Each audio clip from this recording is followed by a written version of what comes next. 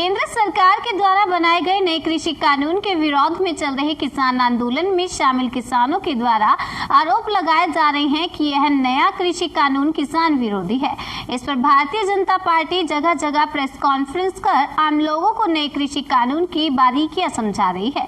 जबलपुर में सोमवार को भारतीय जनता पार्टी ने एक प्रेस कॉन्फ्रेंस आयोजित कर नए कृषि बिल के संबंध में जानकारी दी और लोगों की भ्रांतियों को दूर किया। भारतीय जनता पार्टी के पाटन क्षेत्र के विधायक अजय बिश्नोई ने प्रेस कॉन्फ्रेंस को संबोधित करते हुए कहा कि नया कृषि कानून किसानों की आय बढ़ाने वाला है और इसमें किसानों और अन्य राजनीतिक दलों से चर्चा करने के बाद ही इस कानून का मसौदा तैयार किया गया और फिर इसे संसद में पास किया गया है। उन्होंने उस गलतफहमी को भी पूरी तरह से खारिज किया जिसमें बताया गया कि केंद्र सरकार यदि कृषि से संबंधित कोई कानून बनाएगी तो यह राज्य सरकारों के ऊपर निर्भर करेगा कि वे उस कानून को अपने राज्य में लागू करती हैं या नहीं। इन संदर्भ में विधायक अजय बिश्नोई ने साफ तौर पर कहा कि संविधान में 2 तरह की अनुसूची बनाई गई है। इसमें कृषि से संबंधित व्यापार करने पर केंद्र सरकार को कानून बनाने का अधिकार है। केंद्र सरकार के द्वारा बनाए गए कानून को राज्यों को लागू करना बाध्यकारी होगा। इसमें किसी भी तरह की कोई संशय की बात नहीं है।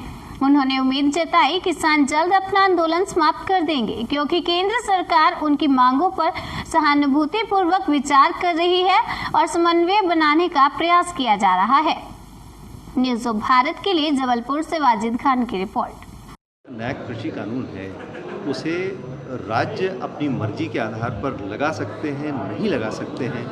संविधान के तहत अभी आपने व्याख्या की, बताया कि नहीं, इसे राज्यों को लगाना बंधनकारी होगा। किस वजह से ये कानून केंद्र ने बनाया है? कानून क्या बनाया? कोई भी कहीं भी खरीद कर सकता है, किसान अपनी उपज कहीं भी बेच सकता है। ये कानून बन गया, देश में लागू हो गया। कोई भी राज्य सरकार चाहे कि इस कानून के विरोध में कानून पास कर ले, उस राज्य सरकार के पास ऐसा कोई अधिकार नहीं है। अब ये कानून पूरे देश में लागू हो चुका है। किसी भी किसान को कहीं भी फसल बेचने से कोई राज्य सरकार नहीं रोक सकती है। किसी को भी ये फसल खरीदने के लिए सरकार राज्य की नहीं रोक सकती है। लेकिन संविधान के तहत ये व्याख्या है कि राज्यों की मर्जी के ऊपर होता है कि वे कौन सा कानून केंद्र के द्वारा पारित उसे लागू कर सकते हैं। नहीं, बिल्कुल गलत बात कह रहे हैं आप। हमें 1-2 अनुसूचियां बनी, हमारे संविधान निर्माताओं ने इस बात की चिंता करी है।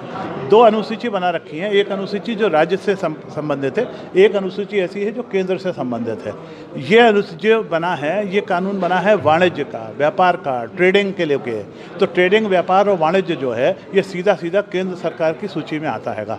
उन्होंने क्या दिया है, किसान कहाँ कैसे बेच सकता है, किसके साथ कैसा अनुबंध कर सकता है, भंडारण कितना हो सकता है, ये राज्य का एक भी विषय उसमें नहीं है। यदि राज्य का कोई विषय है भी तो भी राष्ट्र हित में संसद को यह अधिकार दिया गया है कि वो कोई भी कानून बना सकता है।